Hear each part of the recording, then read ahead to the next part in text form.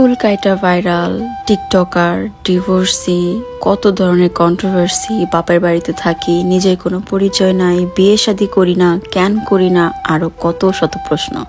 Flashback সময় আপনারা আমার অন স্ক্রিনে দেখেন আর অনেক ধরনের প্রশ্ন করেন, আপু এটা কেন হয় নাই, আপনি বিয়ে কেন করতেছেন না, আপনার ডিভোর্স হয়ে গেছে, আপনি না চুল কাইটা ভাইরাল হয়েছিলেন। সব প্রশ্নের উত্তর দিমু আপনাদের লগে আজকের গেট রেডি উইথ মিতে। তো আসসালামু আলাইকুম, কেমন আছেন আপনারা সবাই? আশা করতে সবাই সুস্থ আছেন এবং ভালো আছেন। আলহামদুলিল্লাহ, আল্লাহ তাআলার রহমতে, ফ্যামিলির দোয়ায়, আপনাদের সাপোর্টে আমি অনেক ভালো আছি। প্রথম থেকে শুরু করি আমার পরিচয়, কিভাবে আমি সোশ্যাল মিডিয়াতে আইছিলাম বা কেন আমার নিয়ে এত কন্ট্রোভার্সি, ওইসব বিষয়ে। ব্যাপারটা কিন্তু এরকম না যে আপনাকে প্রেসারে পড়ে আমার এগুলো বলা লাগতেছে, আমি জাস্ট আপনাকে জানাইতে চাই বিদায় আমি এই কথাগুলো আজকের এই ভিডিওতে বলতেছি। এর আগে আয়েন আজকের গেট রেডি উইথ মির এই সুন্দর আউটফিটটা নিয়ে কথা কন যাক। প্রথমে তো ব্লাউজটা দেখতে পাইতেছে খুবই সুন্দর, মেড হওয়া সত্ত্বেও ব্লাউজের ফিটিংটা অনেক সুন্দর। পাশাপাশি এটার ভিতরে কিন্তু প্যাড করা আছে, এক্সট্রা করে আপনার ইনার পরা লাগবো না। আর শাড়িটার তো আর কোনো তুলনাই নাই। টাইপের সোভার কালার আমার অনেক বেশি পছন্দ আর এটা আমার খুব স্যুটও করতেছিল। তো যাই হোক, শাড়ি নিয়ে অনেক কথা কইছি, এখন আইন মেন কথাতে ফেরত যা। কালটা ছিল 2018 শেষ দিক দিয়া, যখন আমি ফার্স্ট আমার ফোনে মিউজিক্যালি নামের একটা অ্যাপ ওপেন করি, যেটা কিনা এখন আপনার কাছে টিকটক নামে পরিচিত। বরাবরই আমার ভিডিওস বানাইতে, ডাবিং করতে খুব বেশি পছন্দ ছিল। আপনারা কয়েকটা ইন্টারভিউতে হয়তো বা শুনছেন। যখন থেকে কিনা এই টিকটক অ্যাপের নাম ছিল মিউজিক্যালি, তখন থেকে আমি টুকটাক ভিডিওস বানাইতাম, বাট কখনো এরকম চিন্তা ভাবনা ছিল না যে আমার অনেক বেশি ফেম নেম হইব বা মানুষ আমার জানবো। আর ফেম নেম পাওয়ার লাগে আমি কোনো বাজে উদ্যোগও কখনো তুলি নাই। আস্তে আস্তে এমনিতেই জানলার পিছনে কিছু পোলাপান দাঁড়ায় থাকতো, ওই জায়গা থেকে আমার টুকটাক ভিউজ বাড়তো, জায়গা থেকে মানুষ আমারে চিনে। এখন এই চুল কাটার বিষয়টা আমার সাথে কি হয়ে গেছে 2022 সালে, সেটা আপনারা কম বেশি সবাই জানেন। এখন যতটুকু বুঝ আমার আছে, ওই সময়টা তেমন ছিলই না, কারণ আমি পুরোপুরি অন্য একজন মানুষের উপর ডিপেন্ডেবল ছিলাম, যার কারণে আমি দুনিয়ার আবহাওয়া এগুলো তেমন একটা বুঝতামই না।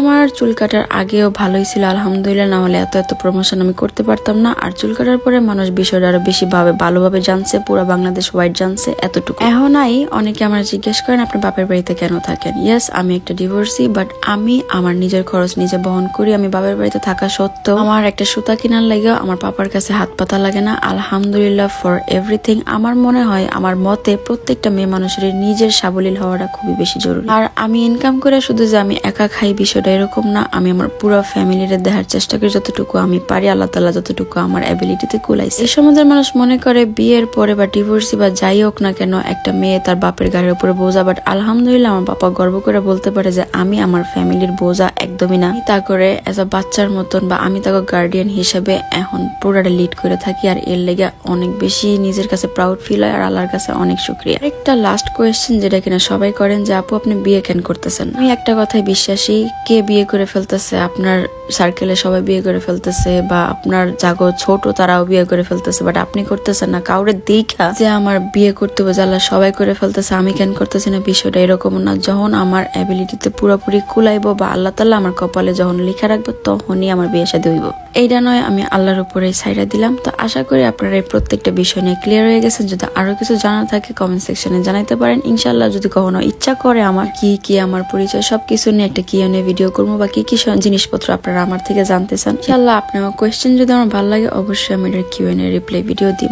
কইতে কইতে এদিকে আমি প্রপার অর্ধেক রেডি হয়ে গেছি গা। আর বরাবরই আমার তেমন একটা মেকআপ করতে ভাল লাগে না, আমি সব সময় খুব ফাঁকিবাজির উপরে মেকআপ শেষ করতে পছন্দ করি। উইদাউট ব্রাইডাল শুট, কোনো ইভেন্ট বা কোনো প্রোগ্রাম ছাড়া আমি তেমন একটা মেকআপ একদমই করি না। আর এই শাড়িটার সাথে এত ভারী মেকআপ ভালোও লাগতো না। দুলি পেজের এটা আমার 5 নাম্বার শাড়ি আই থিঙ্ক।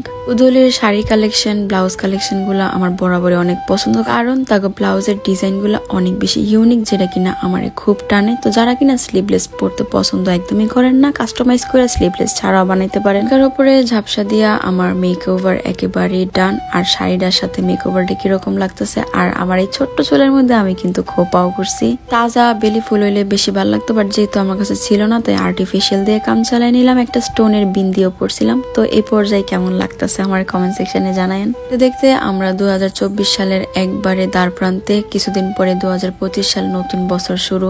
আশা রাখি সবার লাগে দোয়া করি। এই বছরে যা যা হারাইছেন ইনশাআল্লাহ সামনের বছর যেন আপনি তার থেকে দ্বিগুণ পান। আর আপনার কাছেও একটা রিকোয়েস্ট, দোয়া করেন আমার লাগা, আমি যেন লাইফে একটু ভালো থাকতে পারি, একটু শান্তিতে থাকতে পারি। আর কিছুই চাওয়ার নেই আল্লাহর কাছে। আল্লাহ তাআলা যা দিছে এগুলাই আমি কখনো পামো, আমি কখনোই আশা রাখি নাই। তারপরও আলহামদুলিল্লাহ for everything, each and everything. ভালো আছি সবকিছু মিলাইয়া। আগের বছরগুলা চেক করতে গেলে এই বছর আলহামদুলিল্লাহ আমি অনেক ভালো আছি। আশা রাখি 2025 সাল আমি আরো ভালো থাকবো। বক অনেক করে লাইলাম। ভিডিওটা ভালো লাগলে পেজটা লাইক ফলো করেন। আপনাগুলোকে নতুন নতুন ভিডিও নিয়ে আবারও হাজির হয়ে যাবো। আপনাকে নরসিংদীর আফা, নাফাইসা নিশা।